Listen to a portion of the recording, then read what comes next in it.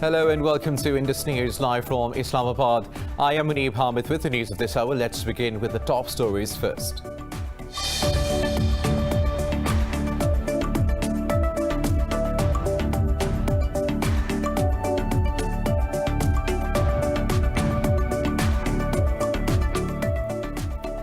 Pakistan's army says 2 of its soldiers have been martyred in unprovoked Indian firing along the line of control.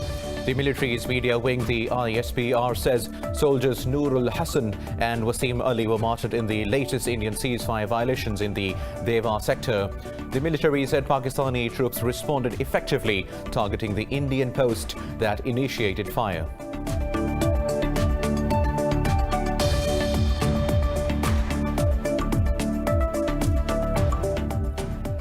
Turkey and Greece have agreed to resume talks over their maritime claims in the Eastern Mediterranean after a 4-year hiatus. Without giving a date, the Greek Foreign Ministry said the 61st round of exploratory talks in Istanbul will resume in the near future. Dialogue between the two countries broke off in 2016 after 60 rounds. Alexander Lukashenko has been sworn in for a 6th term as the president of Belarus. State media says several hundred people have been invited to the ceremony in the Palace of Independence. The swearing-in comes at a time of mass unrest in Belarus, with tens of thousands of protesters demanding his resignation and fresh elections.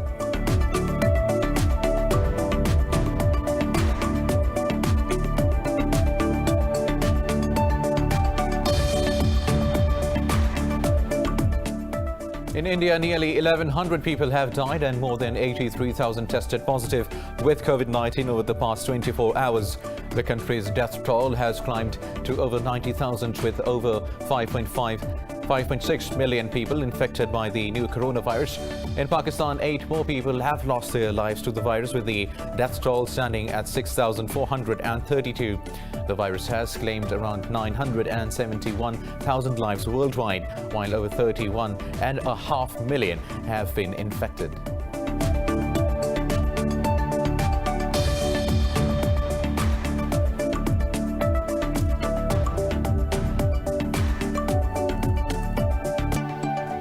News coming in detail after a short break. Stay tuned.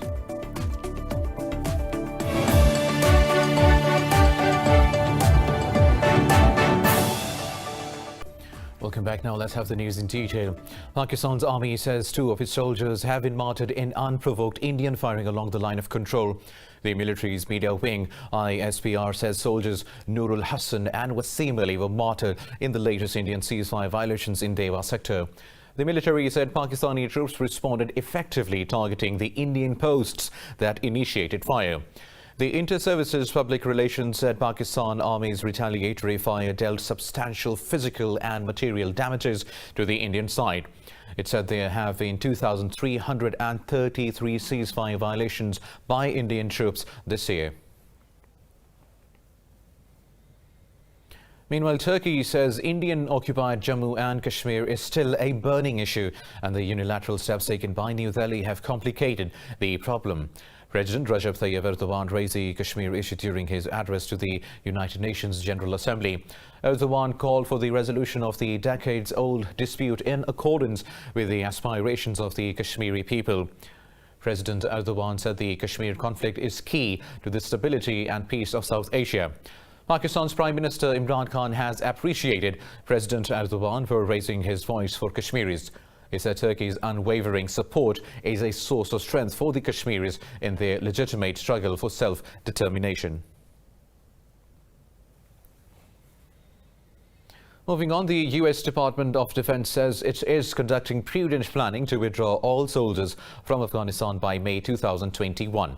At a congressional hearing on Washington's Afghanistan policy, Assistant Secretary of Defense David Helvey said complete withdrawal is conditioned with the implementation of U.S.-Taliban agreement. He said since the signing of Doha agreement, no U.S. military personnel have been killed in Afghanistan. Helvey said Defense Secretary Mark Esper has not yet ordered the reduction of troops below 4,000 to 5,000 level.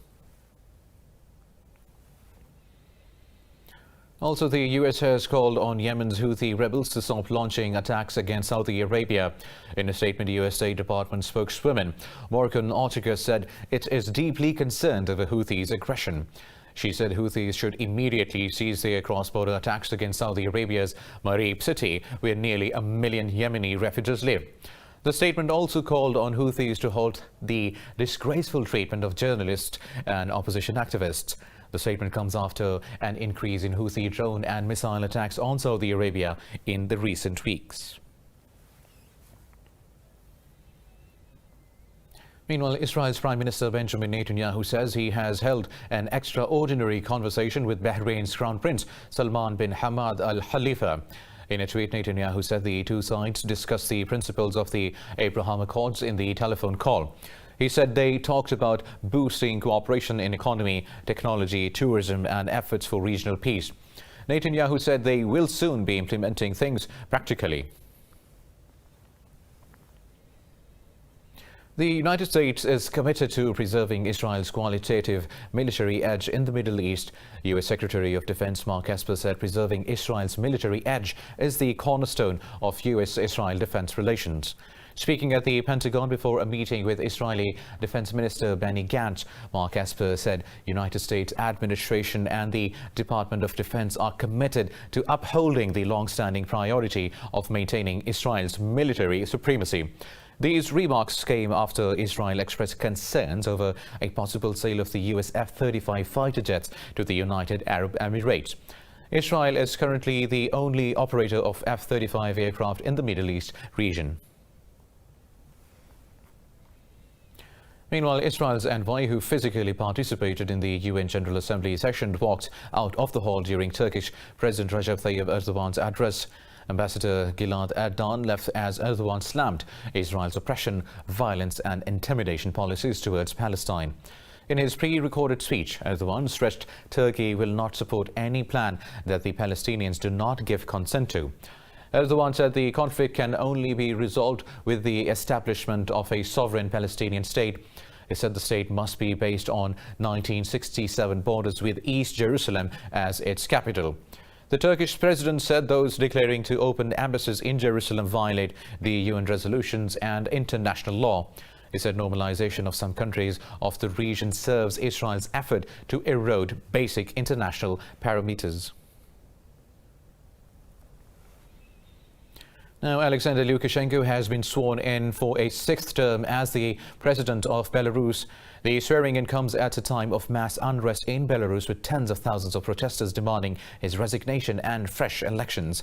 State media says several hundred people have been invited to the ceremony in the Palace of Independence. It said the guests included senior officials, lawmakers, heads of the government bodies and the national media, among others. Lukashenko's security forces have already launched a brutal crackdown against the opposition and protesters. Minsk faces the prospect of US and European Union sanctions over the disputed election and human rights violations. Turkey and Greece have agreed to resume talks over their contested maritime claims in the eastern Mediterranean after a 4-year hiatus. Without giving a date, the Greek Foreign Ministry said the 61st round of exploratory talks in Istanbul will resume in the near future. Dialogue between the two countries broke off in 2016 after 60 rounds, leading to recent flaring tensions. Turkish Cyprus President Mustafa Akinci has termed the development as extremely positive and gratifying. Earlier, Turkish President Tayyip Erdogan held a video conference with German Chancellor Angela Merkel and European Council President Charles Michel. During the meeting, Erdogan called for a regional conference to gather all sides involved in the dispute, including the Turkish Cypriots. Erdogan also held a phone call with his French counterpart Emmanuel Macron and assured Ankara is ready to solve all problems on the table. Meanwhile, the United Nations says the European Union's approach towards migration and asylum is unworkable, untenable, and often carries devastating human consequences. In a joint statement, the UN Refugee Agency and the International Organization for Migration called for a common and principled approach. The statement read, progress on fighting smuggling can be achieved with equal attention and resources. It said recent events across the Mediterranean, including delays in disembarking refugees, have further highlighted the need to reform the EU's management. It said the lack of EU-wide agreement on disembarkation exacerbated human suffering. The organizations also extended concern for those who find themselves endangered along all migration routes. The statement read, saving lives must be the priority and should not be impeded or criminalized. Now, Malaysia's opposition leader Anwar Ibrahim claims to have secured a strong majority to form a new government. Addressing a news conference, Anwar said his support from lawmakers means the administration of Prime Minister Yassin has fallen. He said he had been approached by a number of MPs from various parties who were unhappy with Yassin. Criticizing the present setup, the opposition leader said the government and its 70 ministers had spent too much time distributing positions and contracts. Meanwhile, Prime Minister Yassin has announced an economic package worth $2.41 billion to help industries and citizens hit by the pandemic. Yassin said the program includes over $1.6 billion in cash assistance for small businesses and a wage subsidy scheme. Now, moving on to Egypt, whose President Abdel Fattah al-Sisi has reiterated his country's support for a political settlement in Libya.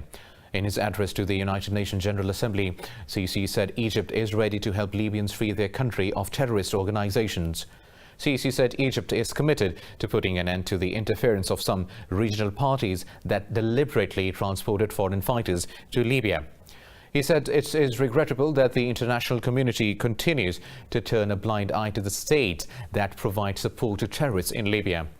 Sisi said ramifications of the crisis are not only confined to Libya but also spill over to affect security in neighboring countries. The president said the Cairo Declaration serves as a joint comprehensive political initiative to end the conflict in Libya. Now, angry protesters have set fire to the Guerrero State Congress in southern Mexico. The violence has appeared in Mexico as the 6th anniversary of a massacre of 43 student teachers approaches. Some 500 union members and students broke into the state legislature and set fire to the chamber and the library. They also torched 5 cars. Some riot police were also injured in the clashes. Protesters also set fire to the Guerrero state headquarters of the ruling Institutional Revolutionary Party. The kidnapping of the young man in 2014 remains one of the most infamous incidents during the 13 years of Mexico's drug war.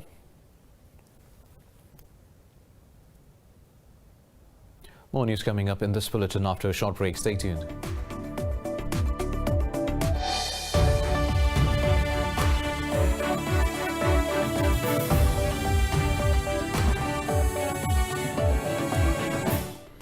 Welcome back. Now, in India, nearly 1,100 people have died and more than 83,000 tested positive with COVID-19 over the past 24 hours. The country's death toll has climbed to over 90,000, with over 5.6 million people infected by the new coronavirus. In the United States, the death toll from coronavirus has surpassed 200,000 as the number of infections approaches 7 million. The virus has claimed around 968,000 lives worldwide, while almost 31.5 million have been infected.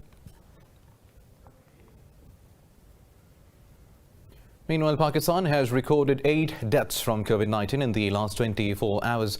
The Health Ministry says 532 people tested positive for the virus overnight. The ministry says the death toll has risen to 6,432, with the number of confirmed cases exceeding 307,000. It said nearly 294,000 people have recovered from the disease so far. The ministry said the number of active cases stands at 7,070. It said 107 patients across the country are on ventilators. Now, Russian President Vladimir Putin has called for the strengthening of the World Health Organization to coordinate the global response to COVID-19 pandemic. Speaking at the UN General Assembly, President Vladimir Putin proposed holding a virtual conference for countries interested in the joint development of the vaccines. He said all capacities of the global pharmaceutical industry are needed to be employed to provide free access to vaccination for all states. Putin said Russia is ready to share its experience and to supply other countries with the Sputnik V vaccine. He also said Russia is offering to provide free of charge vaccine for the staff of the United Nations and its officers. Russia was the first country to grant regulatory approval for a novel coronavirus vaccine. Meanwhile, Iran's Islamic Revolutionary Guard Corps has commissioned 188 new helicopters and unmanned aerial vehicles into its naval forces. In a ceremony, Navy Commander Rear Admiral Ali Reza Tangsiri said the new drones are able to take aerial photos of mobile and fixed targets during combat operations. Tangsiri said 3 vertical takeoffs and landing drones have also been unveiled for the first time. He said an all-weather pilot-less aircraft designed to carry simultaneously a payload of 4 missiles has also joined the fleet. Tangsiri said all Navy operations are now carried out with indigenously produced drones and aircraft.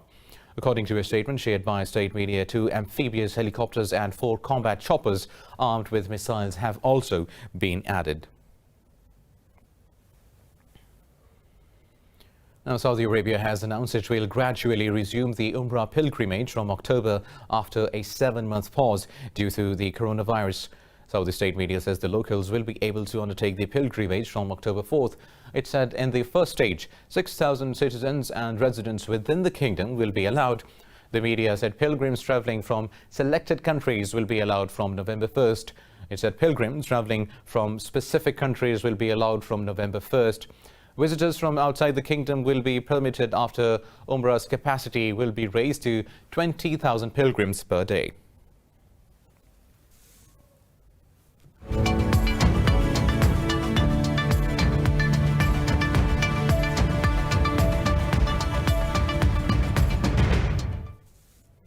Now in business stories, European stocks have climbed as investors reacted to key data releases from the Eurozone.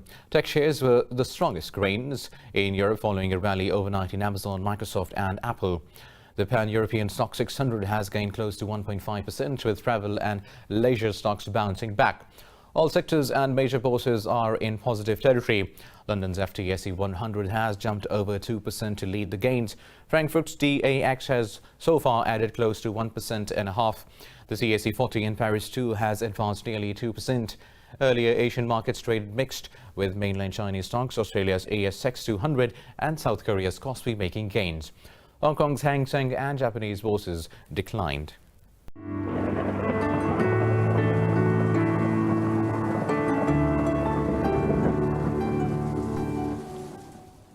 And now it's time for the weather updates.